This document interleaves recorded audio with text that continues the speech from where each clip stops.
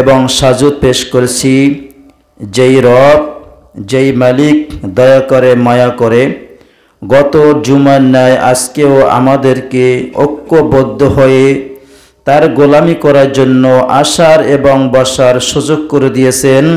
এজন্য দিল থেকে শুকরিয়াতান বলি আলহামদুলিল্লাহ। আল্লাহ রাব্বুল আলামিন আমাদেরকে দয়া করে মায়া করে যে উদ্দেশ্য করে আমাদেরকে সৃষ্টি করেছেন, সেই উদ্দেশ্য লক্ষ্য করে আমরা তার গোলামি করার জন্য আসতে পেরেছি। আল্লাহ তাআলা আসার সুযোগ করে দিয়েছেন।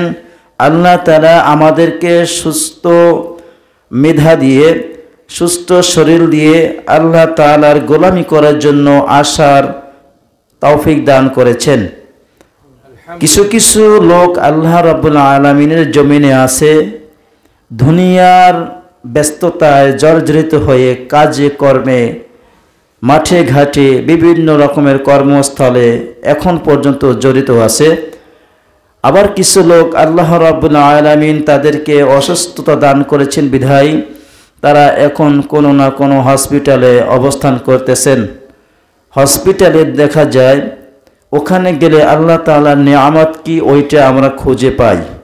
দেখা যায় অনেক মানুষের হাত নেই, অনেক মানুষের আবার পা নেই, অনেক মানুষের আছে অন্ধ, চক্ষু নেই, বিভিন্ন রকমের ওখানে রোগী দেখা যায়, অসুস্থ ব্যক্তি দেখা যায়। কিন্তু আল্লাহ রাব্বুল আলামিন আমাদেরকে যে সুস্থতা দান করে আমাদেরকে এখানে প্রেরণ করেছেন, এর থেকে বড় নিয়ামত পৃথিবীতে আর কিছু হতে পারে না। পারে ভাই? এই জন্য আল্লাহ রাব্বুল আলামিনের প্রশংসা করতে হবে, আল্লাহ রাব্বুল আলামিনের গুণগান গাইতে হবে, আল্লাহ রাব্বুল আলামিনের শুকরগুজার করতে হবে, ঠিক না? এই শুকরগুজার নিয়ে আলোচনা করেছি। তার নিয়ামতের শুকরিয়া আদায় করতে হবে, তার গুণগান গাইতে হবে। এই বিষয় নিয়ে বিগত কয়েক জুমায় আলোচনা করতেছি। বিশেষত দোয়ায়ে কুনুতের ভিতরে আমরা কি বলি সেই বিষয় নিয়ে আলোচনা করতেছি। আজকে আমরা আলোচনা করব ওয়ালা নাকফুরুকা ওয়া নাখলাউ, দুইটা বিষয় নিয়ে আলোচনা করব। ওয়ালা নাকফুরুকা, আয় রব তোমার অকৃতজ্ঞতা, তোমার সাথে কুফরি করি না, নাকশুক্রিয়া করি না। ওয়া নাখলাউ মাইয়াফজুরুকা, আয় রব যারা কুফরি করে, পাপ কাজ করে, তোমার সাথে নাফরমানি করে, তাদের সাথে সম্পর্ক ছিন্ন করলাম। নামাজে এই শব্দগুলো বলি। তবে এখন শুরু করব ওয়ালা নাকফুরুকা, আমরা তোমার অকৃতজ্ঞতা নয়, তোমার সাথে কুফরি করি না। নামাজে বলি কুফরি করি না, নামাজের বাইরে কি করি সেই বিষয় নিয়ে একটু আলোচনা করা দরকার আছে, ঠিক না ভাই?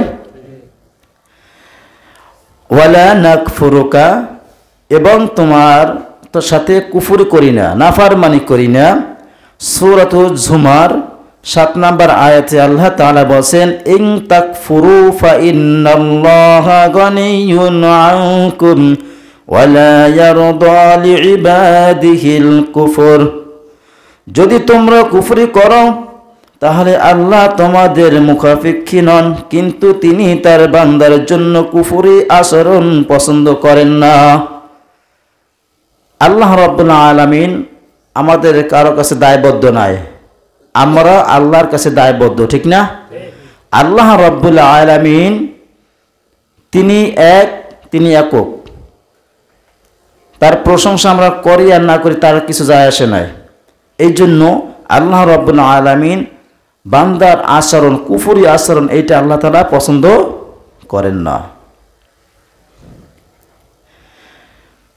قال النبي صلى الله عليه الصلاة والسلام يا عبادي لو أن أولكم وآخركم وإنسكم وجنكم كانوا على أفجر قلب رجل منكم ما نقص منكم ملكي شيئا।